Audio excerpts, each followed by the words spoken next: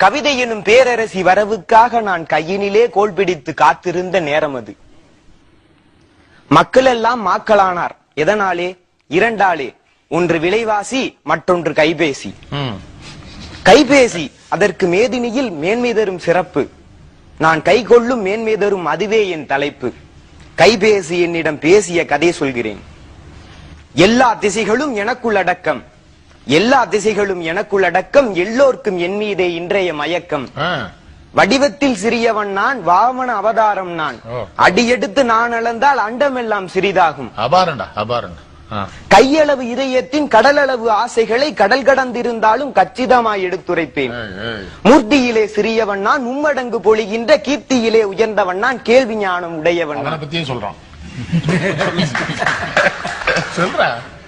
கையளவு இருக்கின்ற இதயத்தை கடல் கடந்திருந்தாலும் கச்சிதமாய் எடுத்துரைப்பேன். மூர்த்தியிலே சிறியவன் நான், மும்மடங்கு பொழிகின்ற கீர்த்தியிலே உயர்ந்தவன் நான், கேள்வி ஞானம் உடையவன் நான். சாதிமத பேதமின்றி சமத்துவமாய் எல்லோரின் காதோரம் பேசுகின்றேன், கைக்குள்ளே வாழுகின்றேன். கண்ணியர்க்கும் காளையர்க்கும் கைபேசி இல்லையெனில் அன்னையற்ற பிள்ளையென அனாதையாய் திரிந்திடுவார். தானாக பேசினாலே தனியாக சிரித்தபடி போனாலே பைத்தியம்பார் போகுதென்பார் அந்நாளில். வீதியிலே இன்றைக்கோ வாகன நெரிசலிலும் பாதி பேர் சிரித்தபடி பைத்தியம் போல் உளறுகின்றார். பாதி பேர் சிரித்தபடி பைத்தியம் போல் உளறுகின்றார். பாதி பேர் சிரித்தபடி பைத்தியம் போல் உளறுகின்றார். காரணம் தான் தெரிகிறதா? காரணம் தான் தெரிகிறதா? கைபேசி என்னிடம் தான் ஊர்க்கதைகள் அளக்கின்றார், உலகினையே மறக்கின்றார்.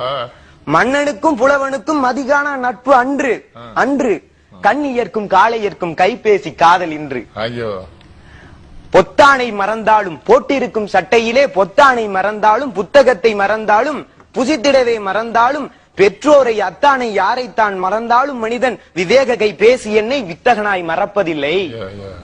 காதலனும் நோக்கியா, காதலியும் நோக்கியா, காதலனும் நோக்கியா, காதலியும் நோக்கியா, இதை பேதையான பெற்றோரும் பின்னொரு நாள் நோக்கியா. நோக்கமெல்லாம் மனிதருக்கு நோக்கியாவின் பக்கம்தான், ஏக்கமெல்லாம் நோக்கியாவின் என்வரிசை கை பேசிதான். சோற்றுக்கு வழி இல்லை உனக்கு சோனி எரிக்சன் அவசியமா? சோற்றுக்கு வழி இல்லை உனக்கு சோனி எரிக்சன் அவசியமா? ஏரோட்டும் பிழைப்பிற்கு உனக்கு எதிர்த்தாப்புல ஏர்செல் கடை எதுக்கு?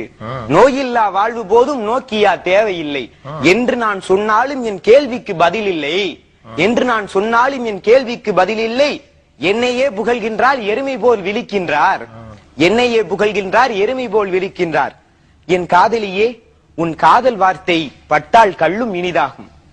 உன் காதல் வார்த்தை பட்டால் கள்ளும் இனிதாகும், கனியாகும். உன் காதல் வார்த்தை வாங்கித் தரும் என் கைபேசி இனிதாகும் என்று சொல்வோன் சிலன். பலருக்கோ நிமிஷமும் இனிக்கும் பிழைப்பில்லை, எனக்கோ என் காதலியிடமிருந்து கைபேசியிலே அழைப்பில்லை என்று என்னால் ஏங்குவோர் சிலருண்டு.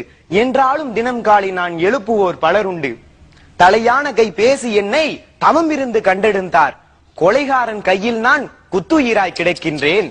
கைபேசி திரையினிலே காந்தி படம் இருப்பதில்லை, கைபேசி திரையினிலே காந்தி படம் இருப்பதில்லை. மைபூசும் நடிகையரின் மார்பழகு படம் இருக்கிறது.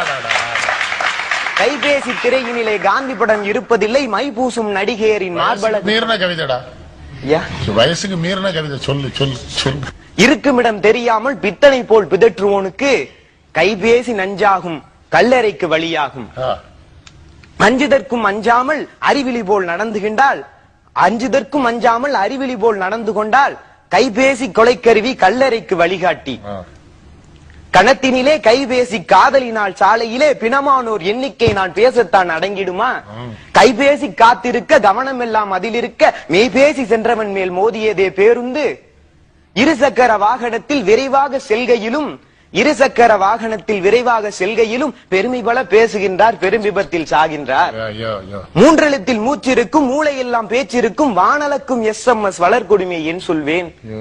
மூன்றெழுத்தில் மூச்சிருக்கும், மூளையெல்லாம் பேச்சிருக்கும், வானலக்கும் SMS வன்கொடுமை என் சொல்வேன்.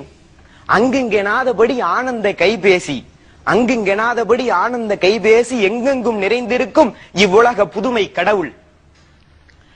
ஊர் உலகே விரும்பி என்னை உறவாடும் என்னை ஏன், ஊர் உலகே மிக விரும்பி உறவாடும் என்னை ஏன் தேர்தலிலே இன்று வரை தேர்ந்த சின்னமாக வைக்கவில்லை.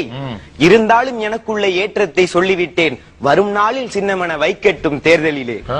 இத்தோடு கைபேசி என்னோடு பேசி முடித்துக் கொண்டது.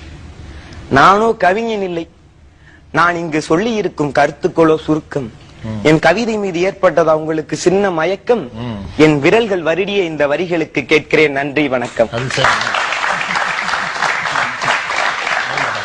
இல்லாத மார்பகத்தை எடுத்து அந்த கைபேசி சொல்லாமல் சொன்னதை நீ சுகமாக பார்த்தாயோ? சுகமாக பார்க்க வயது இது.